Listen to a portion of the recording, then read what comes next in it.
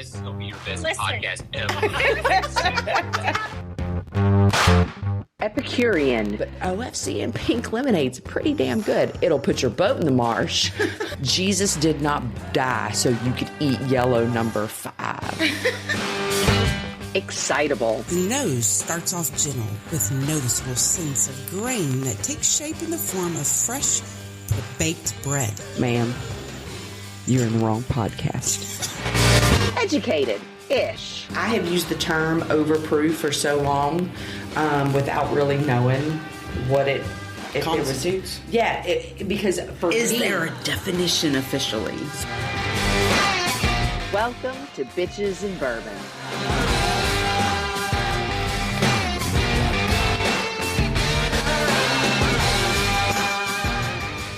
And we're live. Hello, Reba. How are you doing today, darling? What's up?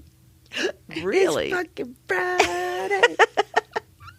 You know, I was thinking about that earlier this week when I was thinking about like my schedule and stuff like that.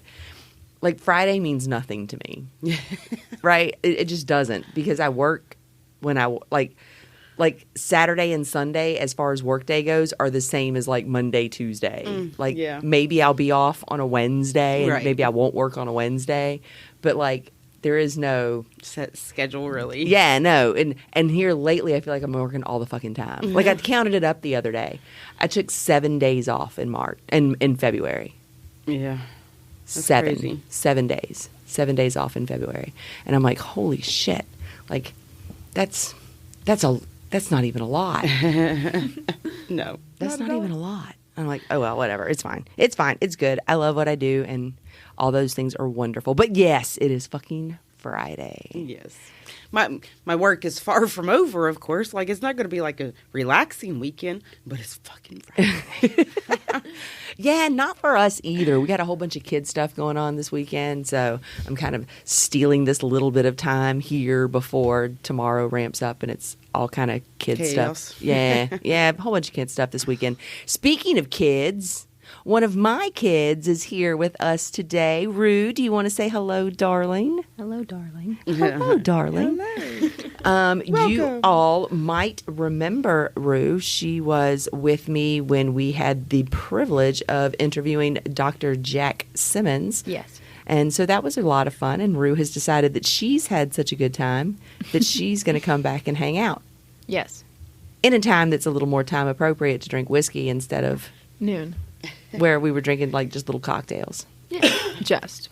Yeah. Yeah. It was just.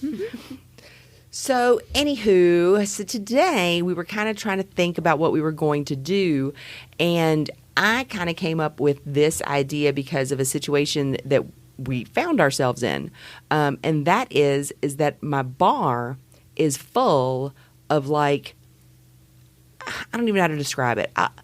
I'll use the word interesting. Yeah. Yeah. Specialty? I don't know about special. I was going to use specialty, but I don't know if I would really call it specialty. Here's what they're not what you would typically call daily drinkers, right? The bar was full of stuff that we found interesting, that we kind of wanted to look into.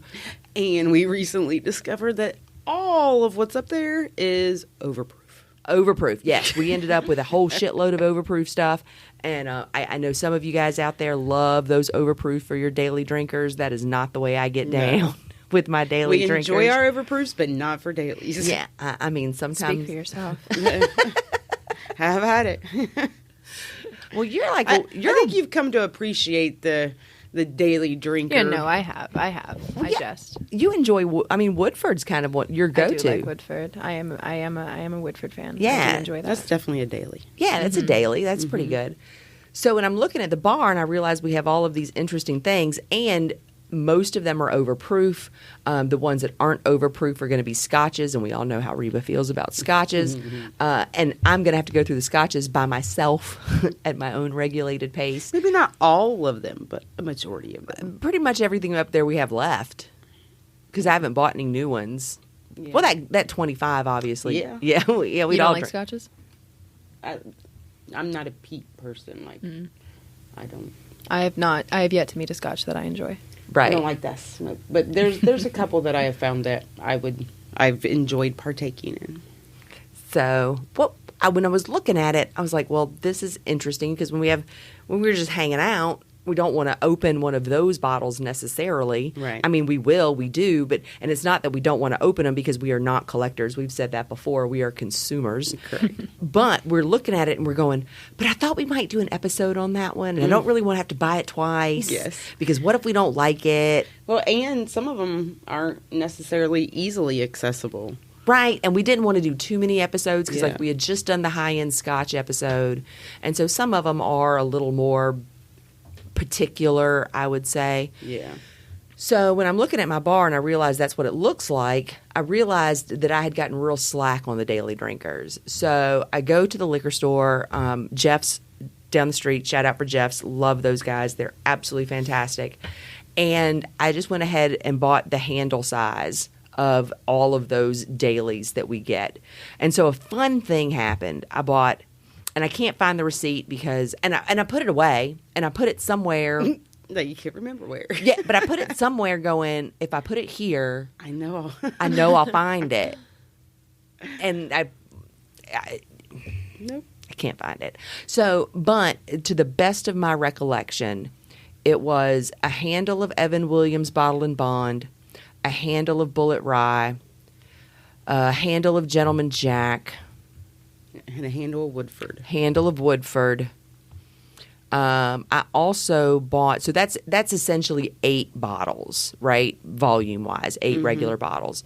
Then I bought a bottle of the regular Penelope, and I bought the Ancient Age, which is what we're going to talk about tonight. Yes. And so that's essentially 8, 10, Yes. 10 bottles.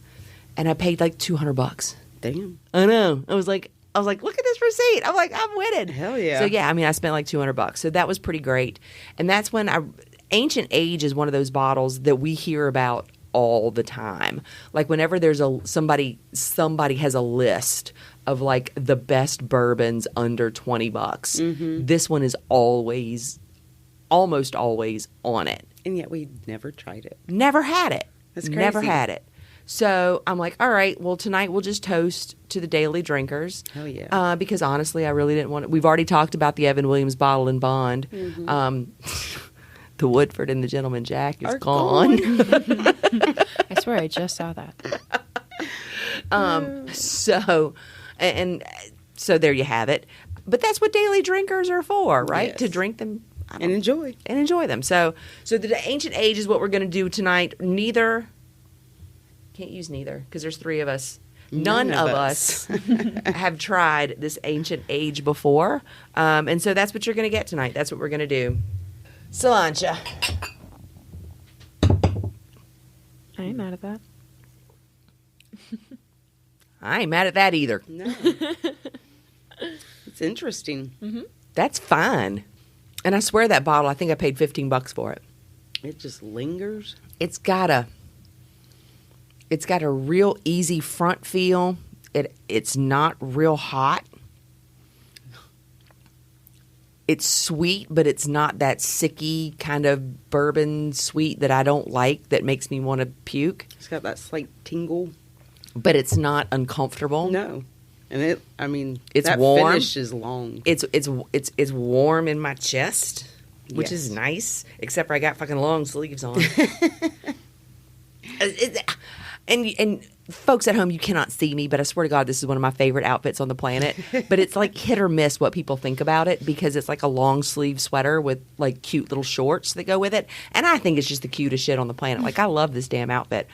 But it's always hit or miss. But it's perfect for this kind of weather when it's like 50 degrees in the morning, 85 degrees at 2, and then Yes. 60 degrees at 9. But when you put some Ancient Age in it, it warms it up pretty quick. So, Rue, what do you think? Yeah, I mean, I like that. It's not like, it's less hot in your mouth than most of what I've had is. I don't know if that's an accurate description. Let me try that again. Yeah, no, I was right the first time.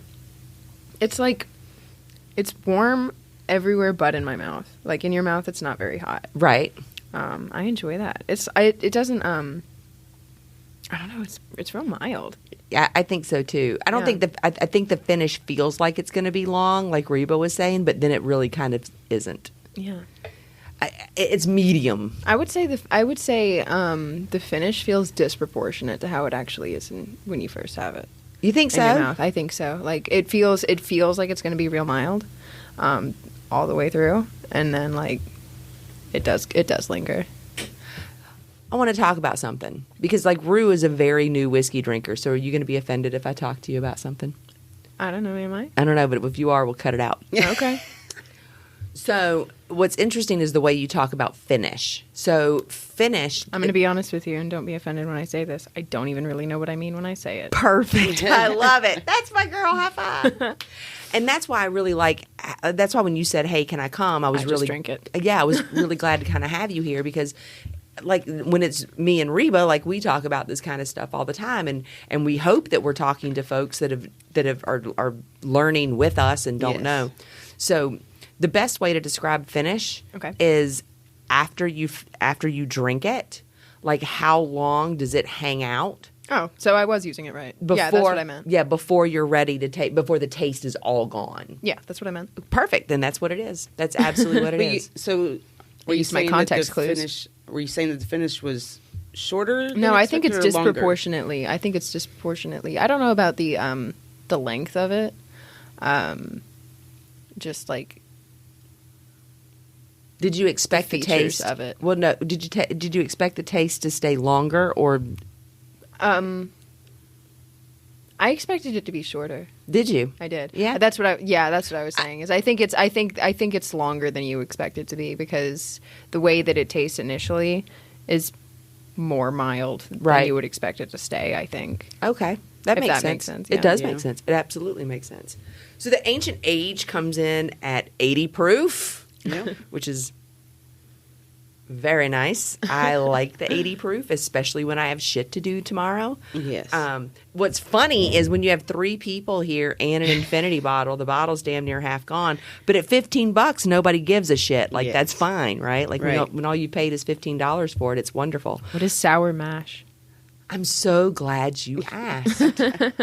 It's almost like that was perfect. scripted, and it wasn't. It wasn't even discussed. Whatever it is, it's genuine. Is that what the bottle says? Genuine sour It says mash? genuine sour mash. So I don't know.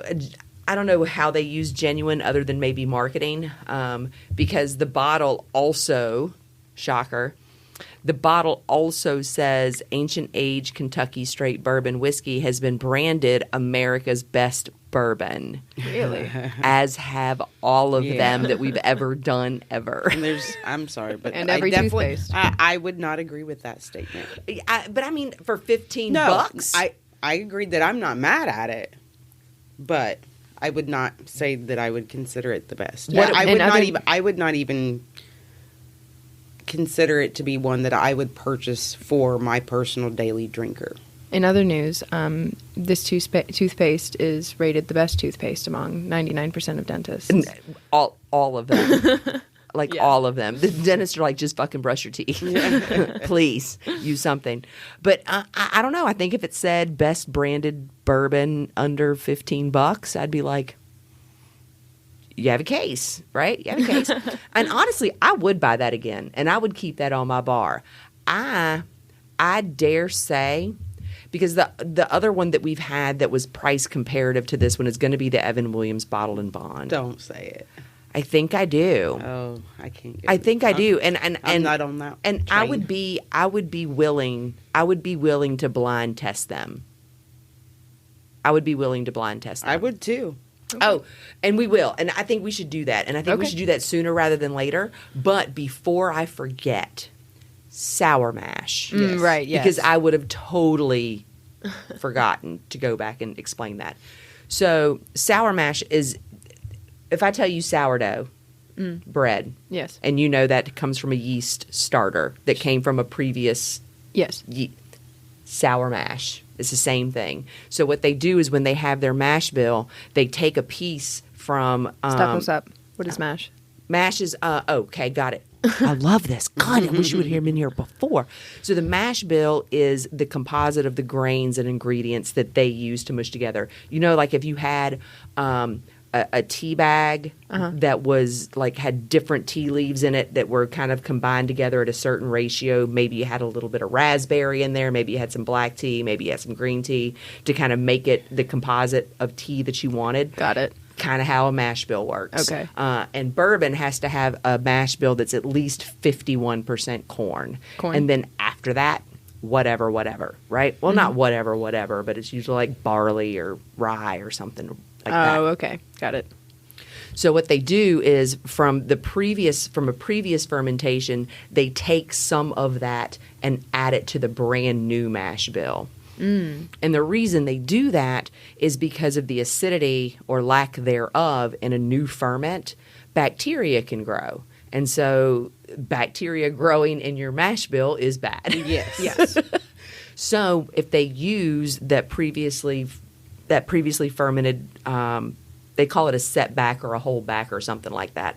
When they use that into the new one, it takes the acidity to a point where bacteria doesn't grow. So it keeps that mash bill stable, right? Okay.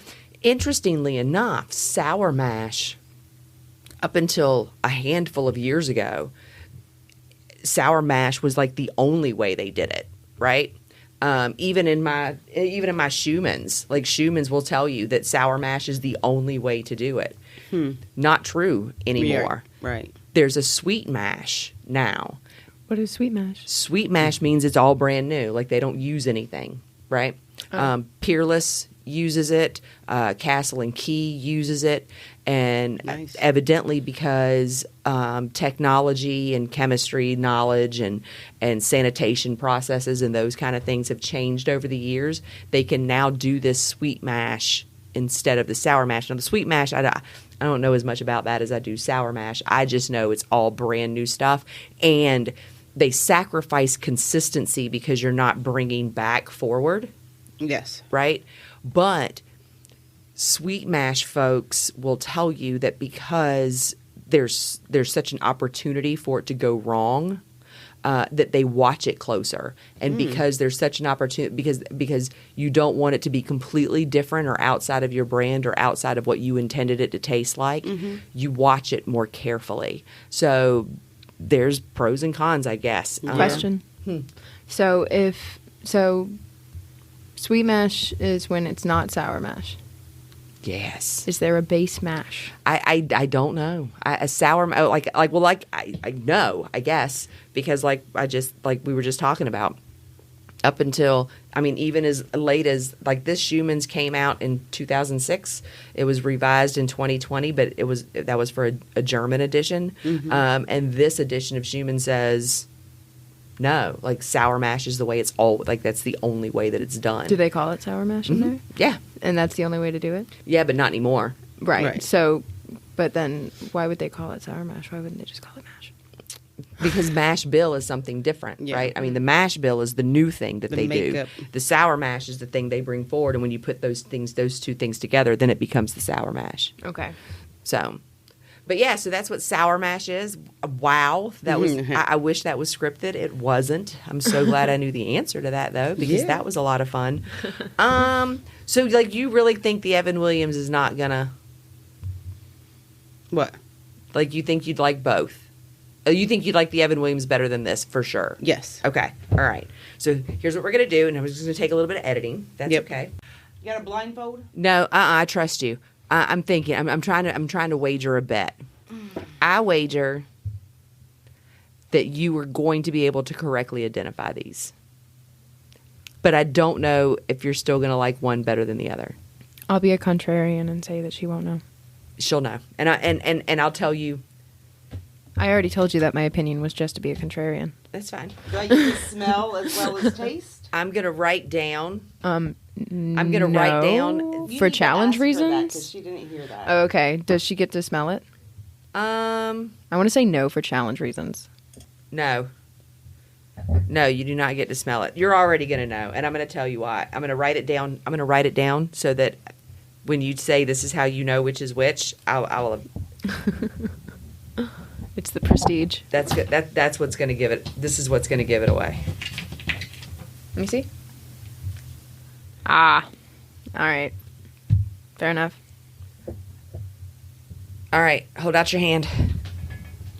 Further, closer, lean to me. That's a water bottle. There you go. Drum roll. How responsible are we that we have water bottles at our table? For added level of difficulty, Reba is doing this with long-stemmed wine glasses because it was the only glasses I had left out here. You can open your eyes now if you want to. The first one is Evan Williams. No. The contrarian No. wins in an amazing turn of events. Really? Really? Yeah. I thought for sure. I thought for sure the proof was going to give it. Maybe I should Yeah, have that's took what she wrote on the sticky note. Maybe I should have took a drink of the Coke instead. Well, I mean, does that mean you liked the first one better than the second one? I don't know if it was because I took a bigger drink or I don't know what it was, but it did not. It didn't hit the same. The second one? No, the first one. You're saying that the first one that I tried is the one that we're doing an episode on. Yes, that the first Right. one is the ancient. So that's what age. I'm okay. saying. And that's is- why I made you close your eyes, because see how it's lighter than the Evan Yes. Williams? Yes. Well, and I mean, and that was fine. But like I said, I don't know if it's because the size of the drink was different. It just didn't hit the same. I don't know how to describe it. So which one did you like better? I don't know. Her whole whiskey life is a lie. Okay. You need to try them both back to back. Do you know which? Oh, I did. Yeah, I know it there. Yeah, no, I did. I drank both of them before I handed them to you. Yeah, so this is the ancient age. Yes. Yeah. Yeah, I like it. I think it's good. And these two bottles, what I really like about what we're doing right now is these two bottles cost the same. The proof is substantially, well, I think it's, I don't know about Yeah, 80 to substantially. 100. I mean, yeah, I mean, there's 40 difference. to 50. There's a difference in the proof. And so that, So it depends on how quick you want to get there. yeah, maybe they're pretty even. I don't know. I know I saw the look of shock on your face when I told you I think I like this. And we love the Evan Williams Bottle and Bond. From the first time we had it, we loved it. So yeah, I'm a little surprised. As a whole, I do like this one better.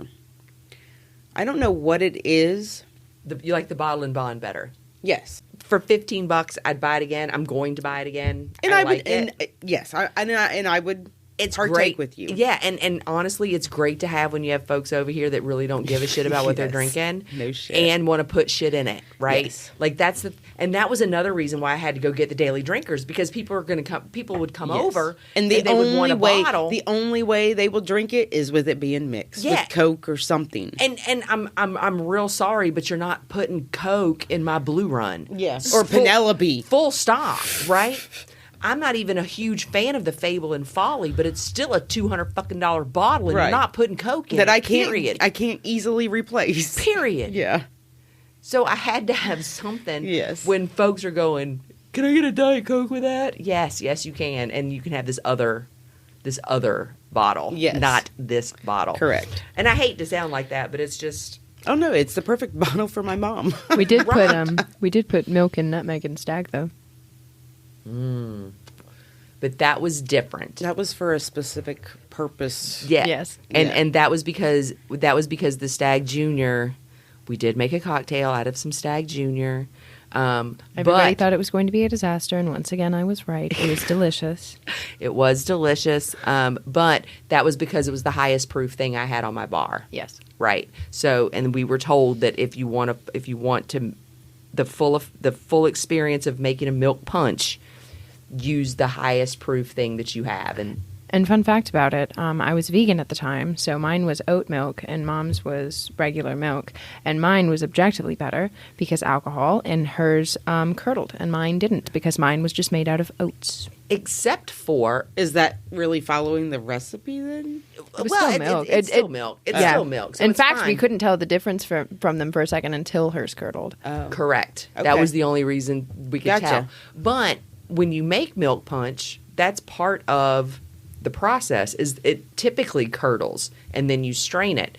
Interestingly enough, You can make a clarified one. a clear milk punch, which is something I really want to do, but it takes hours and hours and hours, and I just haven't gotten around to having that kind of time. Like, I'm doing really good that my laundry is done at this point. So, like, having time to make a clarified milk punch, but it's beautiful. The clarified milk punch is very, very pretty. It looks like it almost looks like a really buttery white wine. Like it's really, really pretty.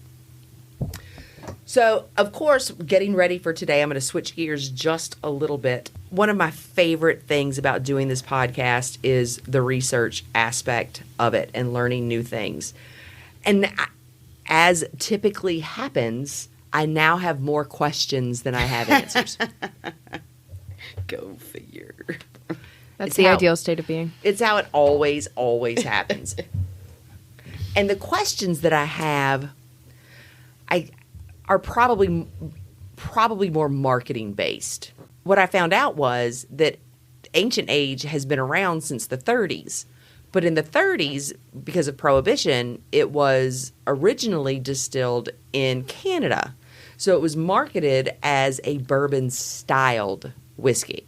Okay. Until it was brought back here in 1946. They reformulated it, and now it's a bourbon. Ancient age, according to two of my reference books, says that ancient age is one of the original names, is what's now the Buffalo Trace Distillery. So where they started before they went to Canada is now Buffalo Trace? Is that what you're saying? No. Oh, that okay. that today's Buffalo Trace Distillery from 1969 to 1999 was the Ancient Age Distillery. Oh. So like Buffalo Trace bought it or something. They just changed the name because that distillery. So does Buffalo Trace distill this? Yes. This is a Buffalo okay. Trace product. I didn't know that. Yeah, this is a Buffalo Trace Okay. product. Got The it. names are very interesting to me, right?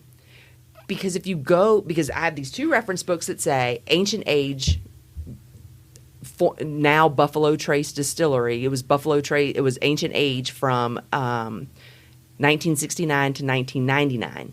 The Buffalo Trace website has no mention of it whatsoever. Ancient Age is on its website as one of its bourbons. When does Buffalo Trace Distillery say they opened? So Buffalo Trace started their distillery in 1858. 1858. It was named. It was opened in 1858. They named it OFC. In 1870, E.H. Taylor Jr. Named it OFC. Okay. Right. Put your boat in the marsh. Right. Put your boat in the marsh. Then it was renamed the George T. Stagg Distillery in 1904. Right? Okay. They mention a warehouse in 1953, and the timeline, the distillery's timeline on their website skips from 1953 all the way to 1984. For 30 years. When they introduced Blanton's as the world's first single barrel bourbon. There's nowhere in this timeline where they go through all of the different name changes. And then they were what distillery at that point?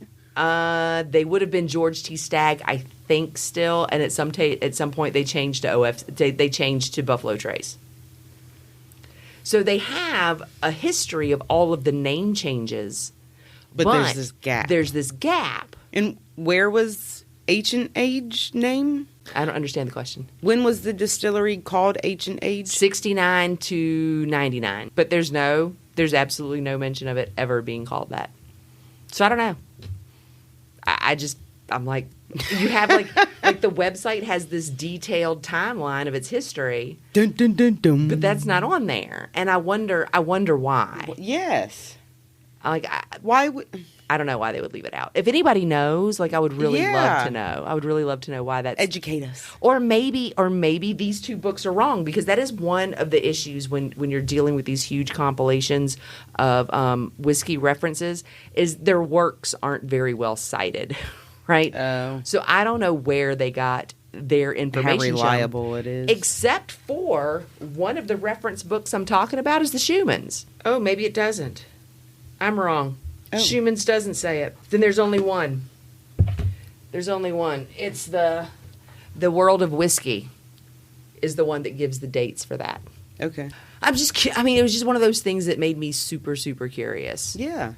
about that kind of thing. But, I mean, it is weird even that the website has the gap in information. True. Yeah, I'm like, just go ahead and tell us what we want to know. Right. But here's what we have found. There's no need to Through our hide shit. whiskey research, we have found that a lot of the information that we get is filtered through a PR firm. And rather vague.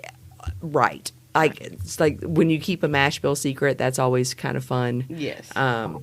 But I will tell you, there was a benefit that happened because in trying to track this information down or trying to verify it, I finally went through this American history through a whiskey glass book. Yeah. And it's not at all what I thought it was. Oh. No, not at all. And I was so excited that I went when I was going through it because, of course, it starts like in the 1700s, right? Mm-hmm. And the book is done chronologically throughout history. So it goes from the 1700s, it goes into like World War, Civil War, World War, all the way up to the secondary market in the 2010s. Right? Okay. And so the book is laid out chronologically throughout American history. So I've never had the chance to go through this book before. I've had it for months and still have never gone through it. So what I did was I obviously, because this is what I'm looking for, I obviously skipped to that time period, right? Mm-hmm. So I go straight to like the mid 20th century. And that's when they're talking about like moonshine and those kind of things. And that period of time, like the 1920s, ends obviously with moonshine because of Prohibition and all those things. Yeah. So I went to the next chapter because I'm looking for the 40s. And so when I go to the next chapter is titled Home for the War and Ready to Party. And on chapter 12, America and Bourbon Takes Flight, the opening quote is, "I drink to make other people interesting." Does anybody know who said that? Drink to make other people. I have a theory. It's probably wrong. Okay. I'm probably wrong, but it sounds like something Oscar Wilde would say. Nope, but that's a good one. American writer. It's American history. An American writer that I would find, like, that's so cool that his quote is opening up this chapter. Hemingway. You're damn right it is. Ernest Hemingway said it.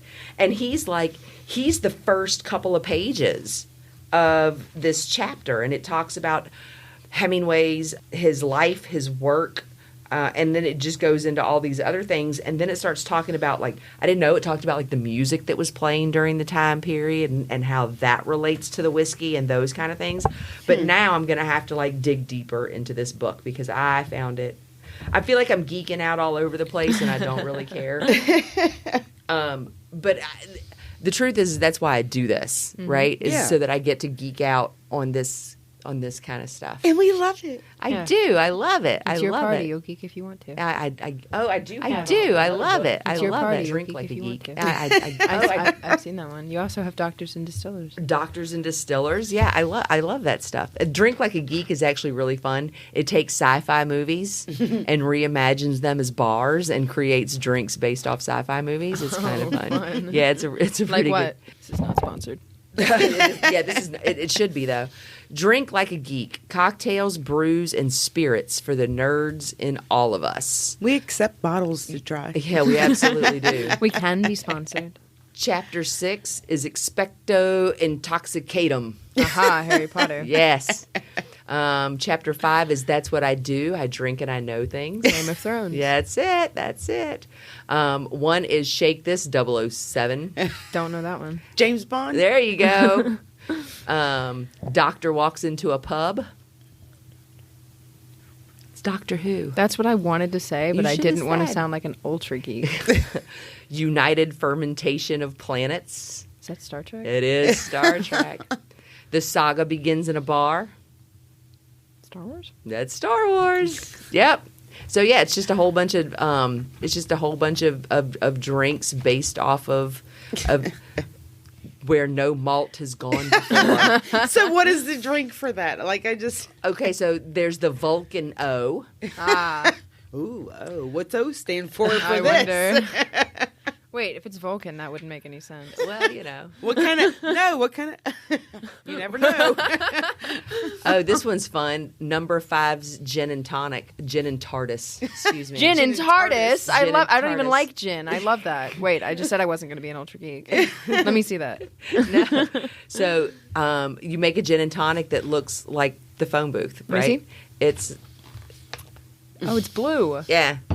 Is it bigger on the inside? Use 2 parts London number 1 blue gin tonic.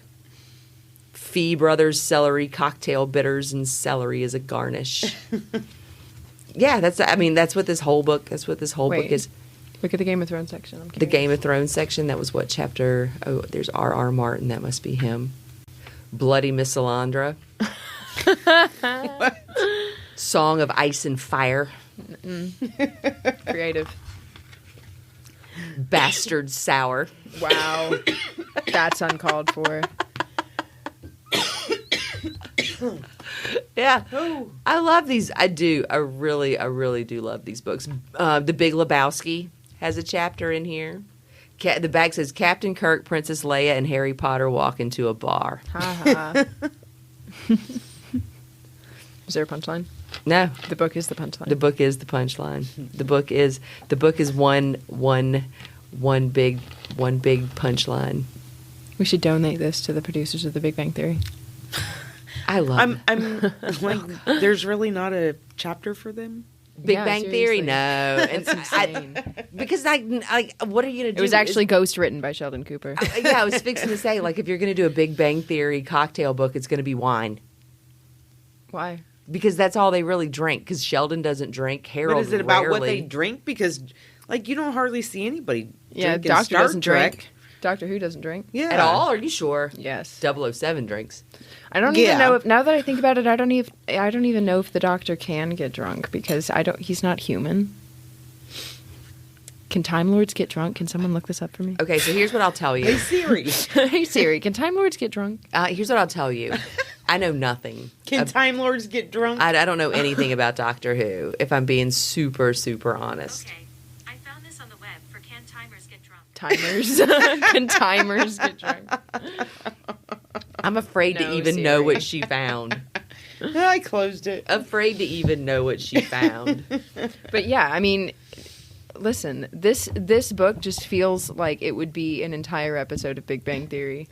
Guys, I found this book. Maybe that, yeah, but Big Bang Theory's over now, so maybe they could do that for their reunion episode. Or young Sheldon has his first drink at the tender age of 21 for I was legal going to reasons. say, like, what age are we talking? Because He's not that young anymore, I don't think. and he's not going to take it before he's 21, let me tell you. Of course. Yeah, because Sheldon. Because he is very rigid in his spectrum. I don't know. He is very rigid in his spectrum. He also said he wasn't going to have sex before marriage, but we all saw that. Yeah, we all did. We coitus with Amy Farrah Fowler. That was pretty great. He skipped Star Wars for it and everything. Because it was her birthday. Mm-hmm. That was her birthday present. Birthday coitus. And he was like, I'm looking forward to doing that again next year. And I was like, You going to wait that fucking long? I mean, she said, I'll take it. yeah. Oh, of course she will. Oh, That was bless so it. funny. Poor I thing. love that show. It is such a good show. Poor I really thing. do like it. And I like this bottle of Ancient Age, and I have enjoyed very much hanging out with Yes. you guys. It's been a ton of fun. It has been. All right, $15. You should go out and Woo! get one. I mean, hell, what's the worst thing that could happen? It is fucking worth $15. It's cheaper than a fucking extra value meal at McDonald's anymore. I mean, for real. cheaper than a lot of things. I guess the worst thing that can happen is you are a Time Lord and it may or may not work on you. No, like you can have a lot of regrets tomorrow. Spending $15 on this bottle It's not going to be one of them. No. It's not going to be one of them. No. All right, podcast universe. We've got glad we didn't do anything on ice, and I don't even care. I don't think it matters. I don't think it matters. No. It's really that 'Cause easy. It's really that yes, easy I was of gonna a drink. say I don't think this is one I even feel the need to say I need to add ice. Nah, it's just that easy to kind of go. But because we did the blind tasting, we've got a couple of more glasses that need to be emptied than I feel comfortable recording through. What is this? That's ruse. I got distracted. I know. That's my point. Is what is this? That's rude. Because she's all like, I'm all for that overproof. I was busy. Okay, here you go. Okay. Drink up. Okay. Drink up, little lamb. Yeah, I agree. You're going to have a lot of regrets tomorrow, but spending $15 on H&H or the Evan Williams Bottle and Bond. I've got some regrets about the Fable and Folly, but Yes. the bottle's pretty, and It is. at least now I can say I've had it. And It was a little storyteller for a minute. that's a great looking bottle. Yes. I love the bottle. Bottles- It's definitely going to stick out in our graveyard. Yeah, absolutely. If we ever get through it. Well, that's true. I mean, it's okay. in It's all more fairness- than halfway gone. In all fairness, it's not terrible. No. It's not terrible. No. It's It's just not a preferred. It's not what I expected not at all. $250 bottle of whiskey. Yes. It's just not what I expected. Wait a And minute. we Are had you- some wait, folks. Wait. You can cut this out if you need to, and I apologize for adding It's extra, but can you pull that up real quick? Because I don't know that it was quite that much. Yes, I can. As a matter of fact, I know. I know you can. well, I mean, it depends. Just a 'cause matter of how much. No, we have it recorded. my ability to lose receipts. Is No, we legendary. record because that was when we did the bottle drop Yes, it absolutely for was when we Father's did Day. Yes, Yes. I very much remember. I don't think it was that expensive. $200. Yeah, Really? yeah. $199.99. Why not just fucking say 200? I did, but then because No, you had me I'm- look it no, up, I gave no, you no, the no, exact amount. I'm talking about at the fucking place. Taxes. I'm sure it At has the something to do with place. taxes. I'm sure it Yeah, has something it puts to you do in with a different taxes. bracket. I'm sure it has something to do with taxes. You know that I don't 1 know. cent. Yeah. I'm sure. And it's marketing too, right? Like Yeah. 100. because it's not $200. It's not $200. It's $199. is $199.99. You know what There's they a say about death difference. and taxes? What? They're the only thing certain. It's Strippers and taxes. strippers Edit. and taxes. Edit. I don't. I think I'll leave that part in there though. Strippers and taxes. We got derailed. We're coming back to you right now after we had this huge long discussion about which none of us are qualified to have, and we don't even know what we're talking about. So we Speak just for yourself. yeah, whatever. Okay, so I'm is kidding. now a good time to? Are we getting ready to wrap up, Yes. or do I need to No, we're wrapping pause? up. Okay. Yeah, we're wrapping up. I think we're wrapping. I'm good. Are you good? Yes. I'm I gotta- good. Are you? I gotta good? pee. That's going in the intro. No, it's not. See y'all later. Y'all. Bye. Bye. Thanks for hanging out with Ape and Reba on this episode of Bitches and Bourbon. Make sure to check out the links in the show notes, and we look forward to hearing from you. Until next time, here's to bad bitches and good bourbon. I mean, you have to like spicy pickle.